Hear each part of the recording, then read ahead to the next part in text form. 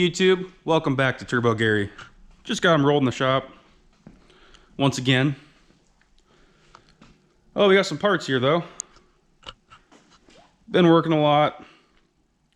Haven't had any time to do much with TurboGary. So all this coronavirus stuff going on and possibly be in quarantine one of these days, who knows, may never happen. But thought I'd be safe and just overreact and order like all the parts I needed to get the car to run. It's like a milestone, right? To get the car to run again. Hasn't been running for about half a year. Heck, it was a 2-valve at that point in time. Anyways, we'll go through all the parts here and we'll start slinging some parts on tomorrow. We'll do a video on that. Got quite a few fittings here that consist of the fuel lines in the front. Have to get all them routed into my lines here. This return, this is feed. Have to get all that working again and hooked up. Also, the fittings for the rear, for the radiator and the trunk, or actually the back bumper there. Get all those lines ran. Speaking of lines, got some 12 AN, got 40 feet of 12 AN. Some pretty good size hose. Got some parts here from Motion Raceworks. Got two 45s and two 90s, 4-inch aluminum. It'll take some time to practice welding with that. Also, I got a sucker from them. Hey, that was nice. Got some candy. Well, got a little expansion tank there.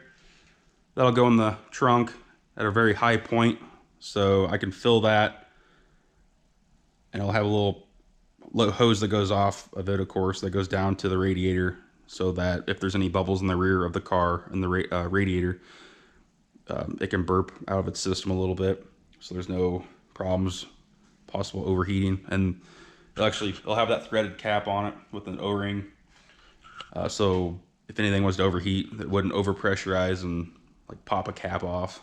Regular radiator cap in the rear. I'll have one in the front at a high point also. This here, this airline and the fittings here, stole that idea from Blake Speed Shed. It's just a very nice way of hooking up all your airlines. It looks nice and it performs well. No leaks. Don't have to worry about rubber hoses over barb fittings that always break when you pull them off, and you gotta recut it and get shorter every time. And air fittings, you just gotta push that little collar back right there and pull the hose right out. We got a new Magna Fuel regulator there. The old one I had, at some point I would be going over its capability of return flow and flow in general. So we'll be putting that on at some point. Got some new coils. The main thing about this weekend will be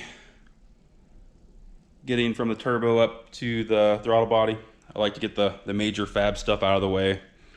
I don't have a V-band yet for my exhaust housing yet. It should be coming. Hopefully it's right and it fits. I could be doing wastegate, routing the wastegate tubes. Either go straight to the ground with them or I'll route them into the exhaust side. Some other things, got to wire in this throttle position sensor. Gotta put the fuel injectors in. Put the fuel injectors in. Also some things around the shop. Got a small block Chevy here I'm rebuilding for a customer. If he'll let me, I'll do some videos on that. Right now we have all the bottom end parts. We need to find heads and cam and all that fun stuff. Just got done finishing up this dart block, small block Ford 351 platform. Fairly good size cubic inch engine. Been doing some practicing with the TIG welder. Looks like shit, does it not? Yeah, definitely looks like shit. Had one little good spot right about there. Yeah, before I actually go ahead and weld all that pipe for the cold side, I need to get on that welder and fire that sucker up and start playing with some settings. I want to make this cold side really nice. But messing with that thinner aluminum, like 16 gauge, it's really tricky, especially when you gotta burn it cold so you don't burn through and still get penetration. Well, guys, we'll stop the video there. Should have another one coming up here soon. Like I said, we'll be doing that cold side this weekend. That's the main priority right now. Get the major fab stuff out of the way.